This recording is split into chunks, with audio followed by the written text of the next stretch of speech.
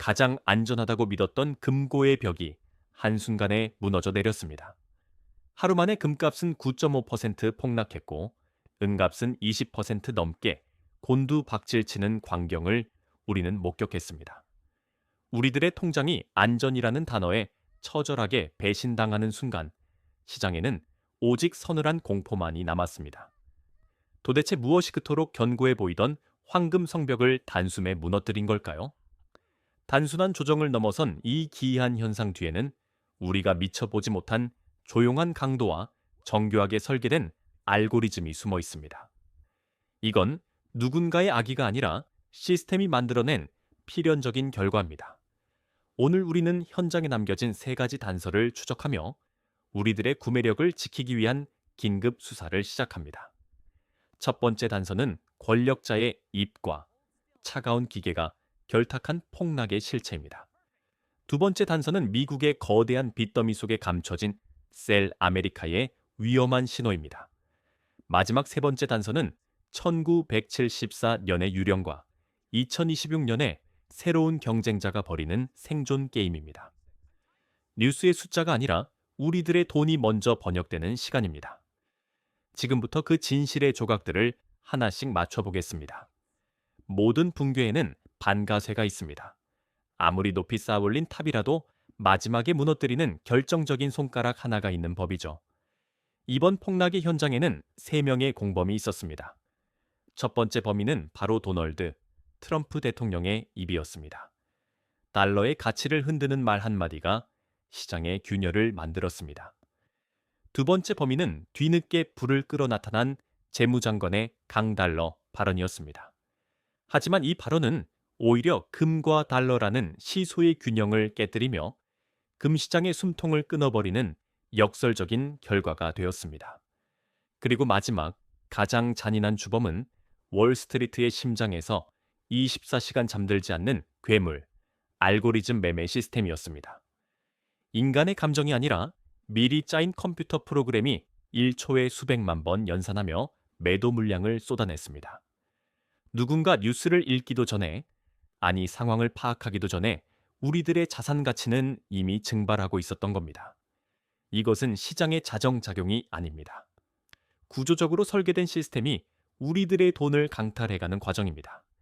그런데 진짜 소름 돋는 사실은 이 소란스러운 소동 뒤에서 더 거대한 범인이 조용히 움직이고 있다는 점입니다.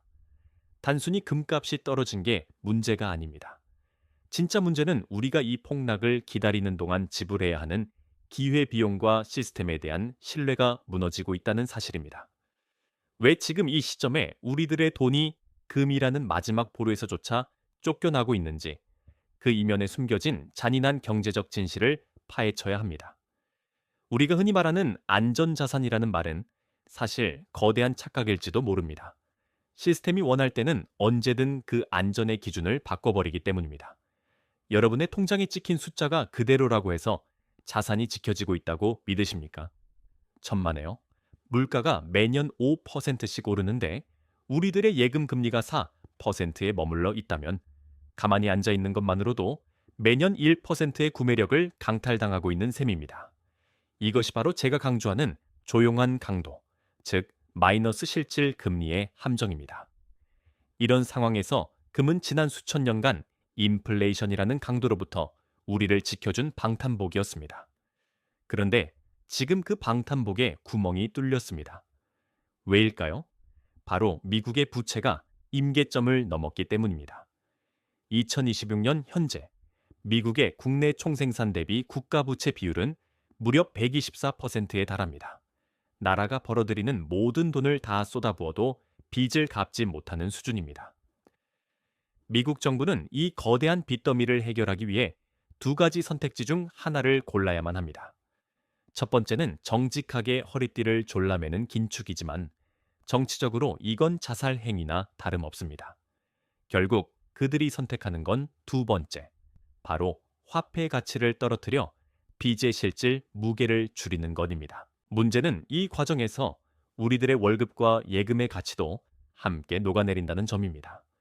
금값의 폭락은 어쩌면 시스템이 우리에게 보내는 마지막 경고일지 모릅니다. 더 이상 과거의 안전 공식은 통하지 않는다는 선언 말이죠. 우리가 이 신호를 무시하고 막연히 반등을 기다리는 동안 시장에 보이지 않는 손은 실시간으로 우리들의 구매력을 종이 조각으로 만들고 있습니다. 이것이 우리가 오늘 이 사태를 단순한 재테크 뉴스가 아니라 생존의 문제로 다뤄야 하는 이유입니다. 우리가 아무것도 하지 않고 머뭇거리는 매 순간 시스템은 우리에게 기다림의 비용이라는 이름의 가혹한 세금을 징수하고 있습니다. 자, 이제 이 비극적인 연극의 무대 뒤에서 실제로 어떤 일이 벌어지고 있는지 비유라는 렌즈를 통해 그 본질을 더 깊이 들여다보겠습니다. 우리가 목격한 금값의 폭락을 제대로 이해하려면 먼저 우리가 발을 딛고 서 있는 이 화폐 시스템이 얼마나 위태로운 모래성인지부터 인정해야 합니다. 저는 이것을 의자 없는 게임 혹은 칸티용의 티켓 비유로 설명해 드리고 싶습니다. 여러분, 놀이공원에 갔다고 상상해 보십시오. 놀이공원에는 한정판 굿즈를 살 수 있는 황금 티켓이 있습니다. 이 티켓은 발행량이 정해져 있어서 시간이 지나도 가치가 변하지 않습니다. 그런데 놀이공원 주인이 갑자기 돈이 필요해지자 자기 마음대로 종이 입장권을 무한정 찍어내기 시작합니다.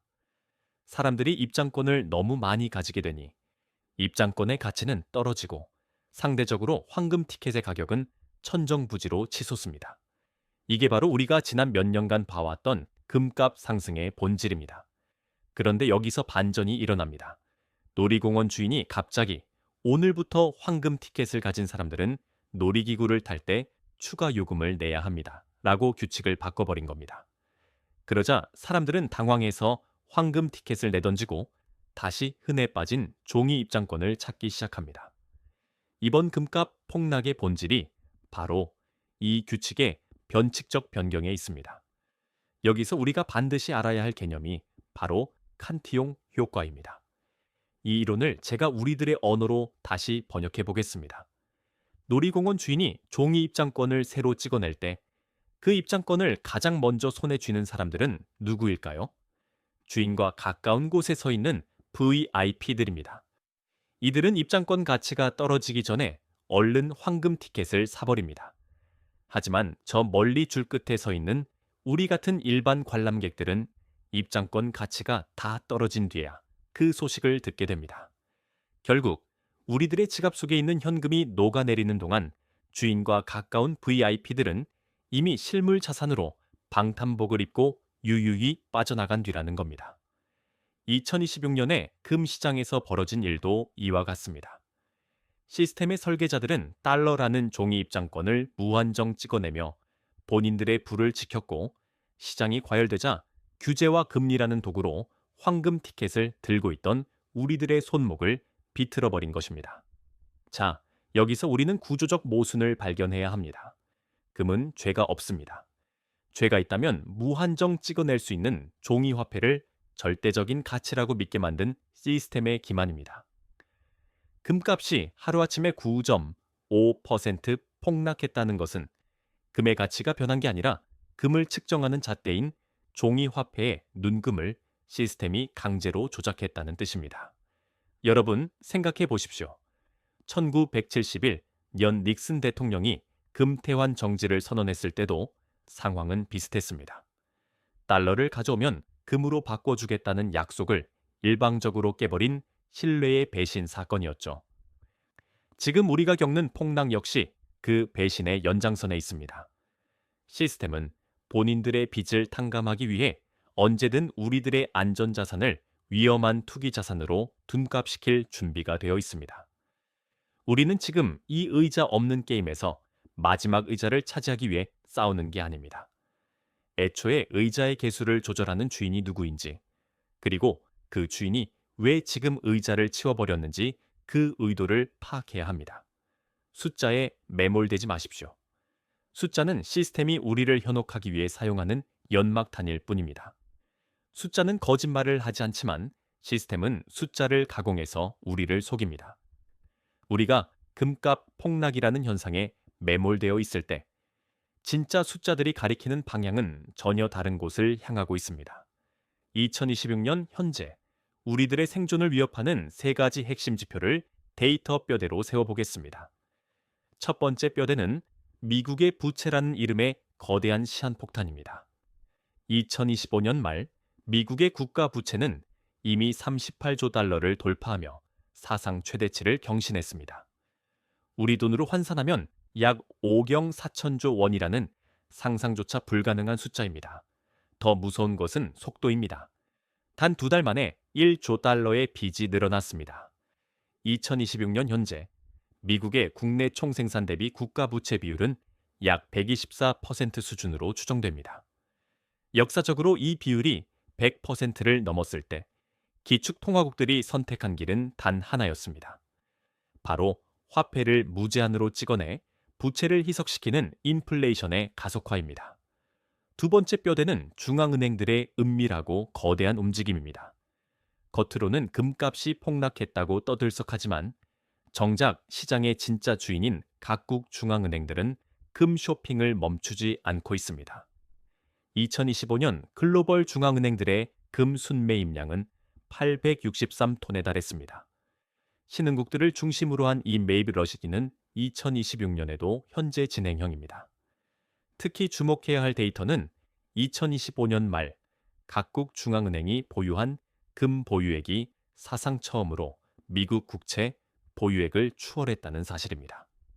미 국채 비중은 23%로 내려앉은 반면 금은 24%로 올라섰습니다. 이는 1995년 이래 처음 있는 역전 현상입니다. 전 세계 중앙은행의 95%가 향후 12개월 내에 금 보유량을 더 늘리겠다고 응답했습니다. 왜일까요? 그들은 이미 달러라는 배가 가라앉고 있다는 것을 데이터로 알고 있기 때문입니다. 마지막 세 번째 뼈대는 실질 금리의 역습입니다. 금값 상승의 가장 큰 모멘텀은 항상 실질 금리였습니다. 실질 금리란 은행 예금 금리에서 물가 상승률을 뺀 진짜 수익률을 말하죠. 지난 100년간의 데이터를 보면 실질 금리가 마이너스로 전환될 때마다 금값은 폭발적으로 상승했습니다. 2026년 초 연준의 강력한 긴축으로 실질 금리가 일시적으로 플러스 영역에 진입하려 하자 금값이 발작을 일으킨 것입니다. 하지만 기억하십시오. 120%가 넘는 부채 비율을 가진 미국이 고금리를 장기간 유지하는 것은 물리적으로 불가능합니다. 이자 비용만으로 국가 예산의 상당 부분을 쏟아부어야 하기 때문입니다. 결국 지금의 실질 금리 상승은 일시적인 착시 현상일 가능성이 높습니다. 정리하자면 지금의 금값 폭락은 일시적인 실질 금리 반등과 알고리즘의 투매가 만들어낸 거대한 연막탄입니다. 그 뒤에는 여전히 38조 달러의 부채와 달러를 버리고 금으로 갈아타는 중앙은행들의 거대한 행렬이 서 있습니다. 우리는 지금 당장 눈앞의 9.5% 폭락에 비명을 지를 게 아니라 2026년 말 금값이 온스당 5,000달러를 향해 갈 수밖에 없는 이 거대한 개통도를 읽어내야 합니다. 투자의 세계에는 두 가지 진실이 공존합니다. 하나는 설계자가 보여주는 공식적인 데이터이고 다른 하나는 우리들의 장바구니에 담긴 체감되는 진실입니다. 이 두 세계가 어떻게 충돌하며 우리를 기만하는지 그 대칭적인 구조를 부검해 보겠습니다. 시스템의 입장은 명확하고 논리적입니다. 그들은 이렇게 말합니다. 보십시오. 금리가 오르고 물가가 잡히고 있습니다. 이자 한 푼 주지 않는 돌덩어리인 금은 이제 구시대의 유물입니다. 우리는 강력한 달러를 유지할 것이고 미국 경제는 여전히 건재합니다. 그들은 2026년에 실질 금리가 플러스로 돌아섰다는 데이터를 들이밀며 금을 들고 있는 우리들을 마치 시대에 뒤처진 공포주의자처럼 몰았습니다. 이것이 바로 시스템이 설계한 정상의 탈입니다. 하지만 우리들의 현실을 보십시오. 시스템이 물가 안정을 외치는 동안 우리들의 월급으로 살 수 있는 고기의 양은 줄어들었고 기름값과 전기세는 이미 되돌릴 수 없는 선을 넘었습니다. 시스템은 물가 상승률이라는 숫자를 조작할 수는 있어도 우리들의 통장에서 실시간으로 증발하는 구매력까지 숨길 수는 없습니다. 여기서 결정적인 대칭의 모순이 발생합니다. 시스템은 자신들의 38조 달러 부채를 갚기 위해 금리를 낮추고 돈을 더 찍어내야만 합니다. 하지만 겉으로는 인플레이션을 잡겠다며 금리를 올리는 신용을 하죠. 이 모순적인 연극 속에서 금값 폭락은 아주 훌륭한 소품이 됩니다. 사람들이 금을 던지고 다시 달러라는 종이 입장권을 사게 만들므로써 가라앉는 배의 수명을 강제로 연장하는 겁니다. 결국 시스템의 안정은 우리들의 희생을 먹고 자랍니다. 그들이 말하는 강달러는 우리들의 부채 이자 부담을 가중시키고 그들이 말하는 금값 하락은 우리들이 가진 유일한 비상구를 봉쇄하는 행위입니다. 그들은 알고리즘을 동원해 단 1초 만에 금값을 9.5% 밀어낼 수 있는 권력을 가졌지만 우리들은 그 폭락의 공포를 온몸으로 견뎌내야 하는 약자일 뿐입니다. 여러분, 냉정하게 생각하십시오. 누가 더 절박할까요? 38조 달러의 빚을 진 미국 정부일까요? 아니면 내 소중한 노후 자금을 지키려는 우리들일까요? 시스템은 언제든 룰을 바꿀 수 있습니다. 1971년 닉슨이 그랬던 것처럼 2026년의 설계자들도 자신들의 생존을 위해서라면 우리들의 금을 쓰레기로 만들 수도 다시 황금으로 만들 수도 있습니다. 우리가 지켜야 할 것은 시스템이 정해준 숫자가 아닙니다. 그 숫자로 바꿀 수 있는 실질적인 가치입니다. 시스템이 금은 끝났다고 외칠 때 그들이 다른 한 손으로 무엇을 매집하고 있는지 보십시오. 각국 중앙은행이 금 보유량을 늘리는 이유는 단 하나입니다. 종이로 된 약속은 언제든 깨질 수 있지만 황금의 물리적 무게는 배신하지 않는다는 것을 그들은 역사적으로 알고 있기 때문입니다. 이것이 바로 시스템의 생리이자 우리들의 잔인한 현실입니다. 그들은 우리에게 공포를 팔고 본인들은 확신을 삽니다. 이제 우리는 이 대칭의 고리를 끊어야 합니다. 시스템의 목소리가 아닌 그들의 발자국을 추적해야 할 때입니다. 데이터와 구조는 머리를 울리지만 사례는 심장을 때립니다. 여기 두 사람이 있습니다. 10년 전, 정확히 2016년에 각자 1억 원이라는 소중한 자산을 손에 쥔 김 씨와 박 씨입니다. 이들의 선택은 2026년 오늘 어떤 결과로 나타났을까요? 먼저 박 씨의 사례입니다. 박 씨는 전형적인 시스템 수능형이었습니다. 그는 은행이 주는 이자를 믿었고 나라가 말하는 물가 상승률 지표를 신뢰했습니다. 1억 원을 예금과 적금에 나누어 넣었고 매년 3% 내외의 이자를 받으며 숫자가 늘어나는 것에 안도했습니다. 통장 잔고는 10년 동안 조금씩 늘어 분명 1억 3천만 원이 넘는 숫자가 찍혀 있습니다. 하지만 박 씨에게 찾아온 진실은 잔인했습니다. 2026년 오늘 박 씨가 1억 3천만 원을 들고 시장에 나갔을 때 그가 살 수 있는 아파트의 면적은 10년 전의 절반으로 줄어 있었습니다. 짜장면 한 그릇, 기름 한 방울의 가격이 숫자의 증가 속도보다 훨씬 빠르게 치솟았기 때문입니다. 박 씨는 숫자를 지켰지만 구매력이라는 전쟁에서는 완패했습니다. 시스템이 설계한 조용한 강도에게 10년 동안 실시간으로 지갑을 털린 셈입니다. 반면 김 씨는 달랐습니다. 김 씨는 시스템 의심형이었습니다. 그는 화폐 가치가 녹아내릴 것을 직감했고 전체 자산의 20%를 금이라는 희소식 자산군에 배분했습니다. 당시 금값은 온스당 1200달러 수준이었습니다. 김 씨 주변 사람들은 이자도 안 나오는 돌덩어리를 왜 사느냐며 비웃었습니다. 특히 이번처럼 금값이 9.5%씩 폭락할 때마다 박 씨는 김 씨에게 거봐라, 내 예금이 훨씬 안전하다며 훈수를 두기도 했습니다. 그러나 2026년 오늘 결과는 완전히 뒤집혔습니다. 금값은 여러 번의 폭락과 조정을 거쳤음에도 불구하고 온스당 2,700달러를 넘어 3,000달러를 넘보고 있습니다. 김 씨가 보유한 금의 가치는 이미 3배 가까이 뛰었습니다. 단순히 가격이 오른 게 아닙니다. 김 씨가 가진 금은 10년 전에도 서울 변두리의 작은 아파트를 살 수 있는 가치였고 2026년인 오늘날에도 여전히 그 가치를 유지하거나 오히려 더 큰 평수로 옮길 수 있는 살아있는 구매력이 되었습니다. 여기서 핵심은 김 씨가 운이 좋았다는 것이 아닙니다. 김 씨는 기다림의 비용을 이해하고 있었습니다. 그는 폭락의 공포를 견디는 대가로 시스템의 배신으로부터 자신의 인생을 방어해낸 겁니다. 박 씨가 숫자의 안정이라는 환상에 빠져 있을 때, 김 씨는 변동성이라는 파도를 타며 실질적인 가치를 지켜냈습니다. 자, 여러분은 누구의 길을 걷고 있습니까? 2026년에 금값 폭락 현장에서 박 씨는 거봐, 금은 위험해 라며 다시 은행으로 달려가고 있을 겁니다.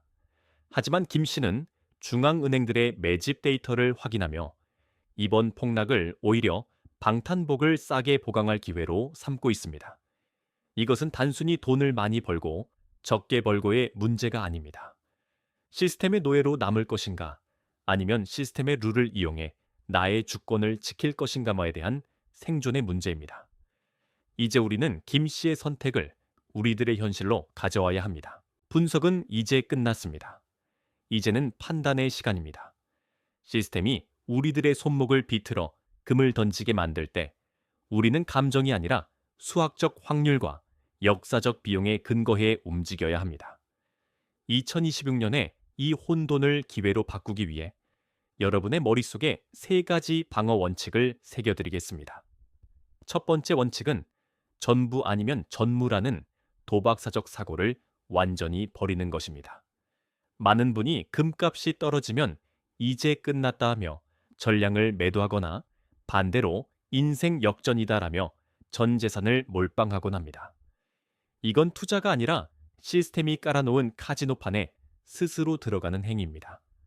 우리의 원칙은 명확합니다. 전체 자산의 5%에서 20% 사이를 금과 같은 희소 자산군에 할당하는 것입니다. 이 비중은 대박을 터뜨리기 위한 숫자가 아닙니다. 종이화폐 시스템이 통째로 흔들릴 때 우리 가족을 지켜줄 최후의 구명정 한 척을 마련하는 일입니다.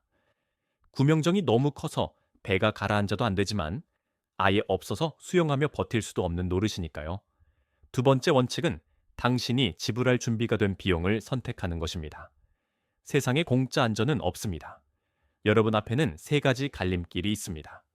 첫 번째 길은 적극적 방어의 길입니다. 이번 폭락을 기회로 삼아 비중을 20%까지 채우는 선택입니다. 이 길을 택한다면 여러분은 단기적으로 금값이 더 빠질 때마다 찾아오는 심리적 고통과 변동성을 비용으로 지불해야 합니다.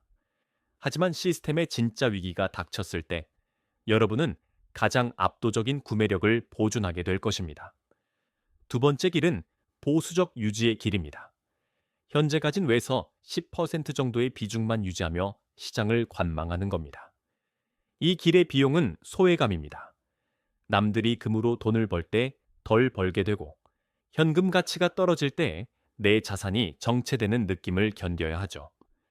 대신 큰 풍파 속에서도 마음의 평화를 얻는 최소한의 안전벨트는 매게 됩니다.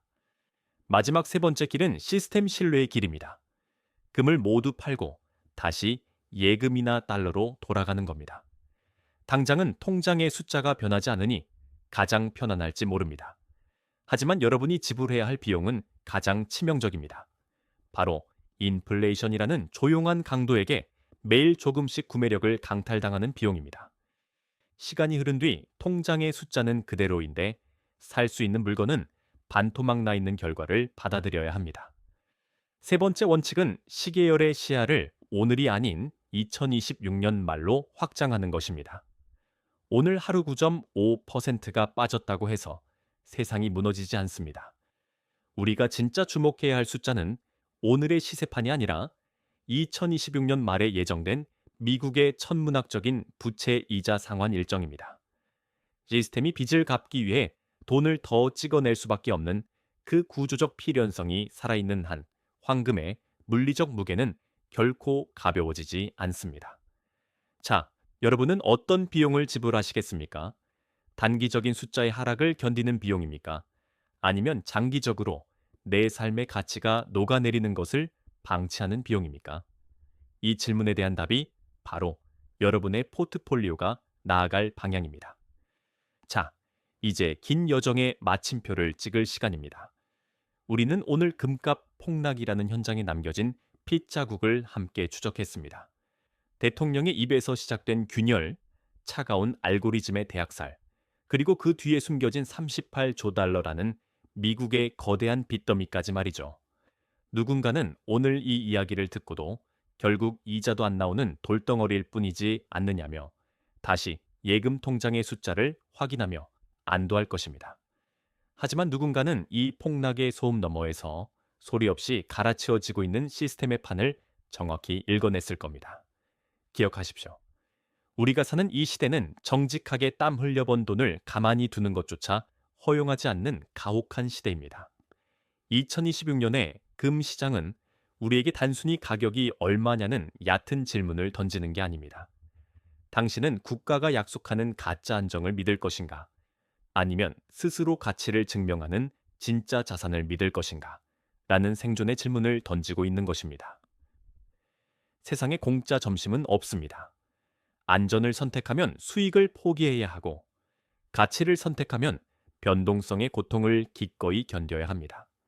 하지만 가장 위험한 것은 내가 어떤 위험을 지고 있는지도 모른 채 시스템이 이끄는 대로 도살장에 끌려가는 것입니다. 그것이야말로 우리들의 인생에서 가장 비싼 비용을 치르는 선택이 될 것입니다. 오늘의 수사는 여기서 마칩니다. 하지만 여러분의 투자는 이제부터가 진짜 시작입니다. 내일 아침 눈을 떴을 때 화면 속 빨간 숫자에 일희일비하지 마십시오. 대신 여러분의 계좌에 찍힌 그 숫자로 오늘 당장 무엇을 살 수 있는지 그 장바구니의 무게를 확인해 보시기 바랍니다. 마지막으로 묻겠습니다. 당신은 시스템이 약속하는 죽은 숫자를 지키겠습니까? 아니면 어떤 풍패도 배신하지 않는 살아있는 구매력을 지키시겠습니까? 그 판단의 무게가 여러분의 10년 뒤를 결정할 것입니다. 지금까지 데이터로 여러분의 계좌에 방탄복을 입혀드린 경제 일타 강사였습니다. 끝까지 들어주셔서 감사합니다.